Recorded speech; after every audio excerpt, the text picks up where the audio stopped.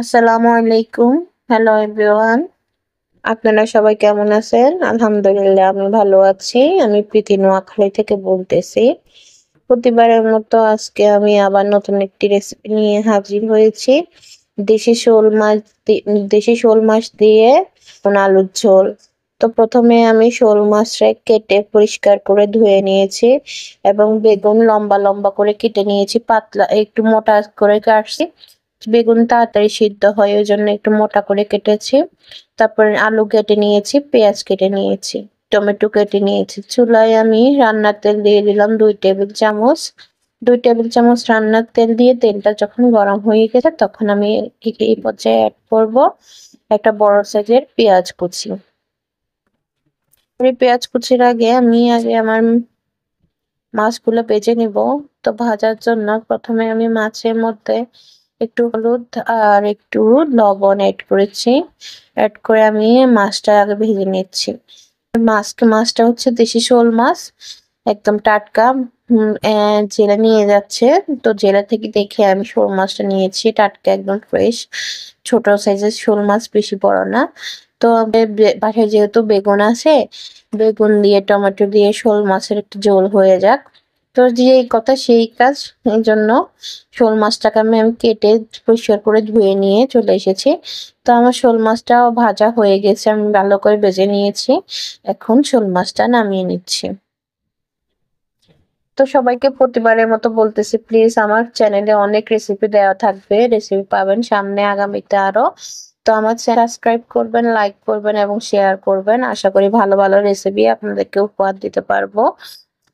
পাশে থাকার জন্য ধন্যবাদ। তো আমি আরেকটু তেল এড করে দিয়েছি। তেল এড করে দিয়ে আমি বড় সাইজের একটা পেঁয়াজ কুচি এড করেছি। পেঁয়াজটা একটু লাল লাল করে ভেজে নিয়েছি যাতে তরকারিতে তখন পেঁয়াজটা খেতে আর কাঁচা কাঁচা লাগবে না, ভালো লাগবে। তারপরে আমি 2 টেবিল চামচ রসুন বাটা এড করেছি। তারপরে আদা বাটা দিয়েছি হাফ চামচ। তারপর আমি ভালো করে কাঁচা রসুনের এবং আদার কাঁচা গন্ধটা ভালো করে যেন চলে যায়, জন্য একটু ভেজে নিচ্ছি মশলাটা। তো মশলা যখন ভাজা শেষ হয়ে গেছে তখন আমি সামান্য পানি দিয়ে দিয়েছি যাতে গুঁড়া মশলা দিলে না পড়ে যায়। তো পানি দিয়ে আমি এখানে এড করেছি 1.5 চামচ, 1.5 টিস্পুন মরিচের গুঁড়া এবং 1 টিস্পুন হলুদের গুঁড়া এবং দিয়েছি গরম মসলা গুঁড়া 1 টিস্পুন। তারপর দিয়ে দিচ্ছি স্বাদ মতো লবণ। লবণ দিয়ে আমি মশলাটাকে একটু ভালো করে কষিয়ে নিচ্ছি। হ্যাঁ, বেগুনটা একটু তাড়াতাড়ি সিদ্ধ হওয়ার জন্য আমি এই পর্যায়ে আলুটা আগে দিয়ে দিব। আমি লম্বা লম্বা করে আলু কেটে নিয়েছি। দেখে বুঝতে পারছেন যে কিভাবে আমি আলু কাটছি। তো আলুটা আমি আগেই একটু কষিয়ে নিব যাতে করে বেগুনের সাথে আলু দিলে যাতে আলু বেগুন সমানভাবে সমান সময়ে সেদ্ধ হয়। নয়তোবা একসাথে দিলে আলুটা সেদ্ধ হবে না, বেগুন একদম সেদ্ধ হয়ে নরম হয়ে যাবে। তাই আগে আমি আলুটা সেদ্ধ করে নিচ্ছি, কষিয়ে নিচ্ছি। তো আলুটা একটু কষানো হয়ে গেল, আলু থেকে তেল ছেড়ে দিয়েছে। আমি এই পর্যায়ে বেগুন এড করে দিচ্ছি। আমি করতেছি হাফ কেজি বেগুন। তো হাফ কেজি বেগুনের জন্য যা যা ইনগ্রেডিয়েন্ট দিচ্ছি যে ইনগ্রেডিয়েন্ট গুলো ব্যবহার করেছি সেই ইনগ্রেডিয়েন্ট গুলো হাফ কেজি বেগুনের সাথে হয়ে যাবে। তো আমি বেগুনকে ভালো করে আলুর সাথে সবগুলো মশলার সাথে মিক্স করে দিচ্ছি।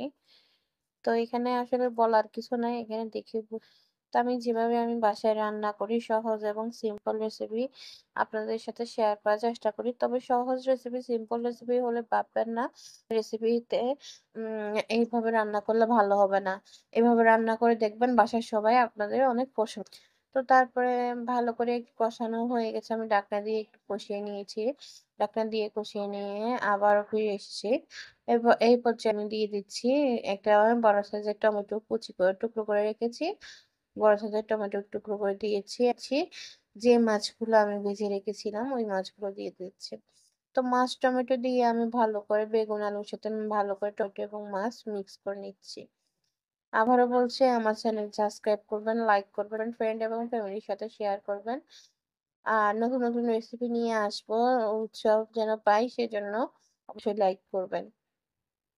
তো এবার আমি ঝোলের পানি দিয়ে দিচ্ছি। ঝোলের পানিটা পরে এই পর্যায়ে আমার আলু, বেগুন সবকিছু মোটামুটি একটু সেদ্ধ হয়ে গেছে। হালকা একটু সিদ্ধ হওয়ার বাকি আছে। এজন্য ঝোলের পানি দিয়েছি। ঝোলটা যখন ভালো করে ফুটে যাবে তখন আমার হয়ে যাবে শোল মাছ দিয়ে আলু বেগুনের ঝোল। তো ৫ মিনিট পর ফিরে এসেছি এবং দেখতেছি আমার প্র তরকারি দেশি শোল মাছ দিয়ে আলু বেগুনের ঝোল প্রায় শেষের দিকে হয়ে গিয়েছে। তো আমি এখন গরম, গরম নামিয়ে পরিবেশন করছি। তো এইভাবে বাসায় একবার ট্রাই করে দেখবেন। আশা করি ভালো লাগবে। আসলে সত্যি বলতে অনেক মজা হয়েছিল রেসিপিটি।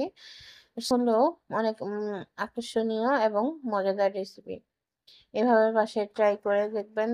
রুটির সাথেও খাওয়া যাবে, ভাতের সাথে তো জমিয়ে খাওয়া যাবে। রুটি পরোটার সাথেও এভাবে সিম্পল একটা রেসিপি মাছের হইলে খারাপ হয় না, ভালোই হয়। তো আজকে এই পর্যন্ত। ভালো থাকবেন সবাই। আল্লাহ হাফেজ।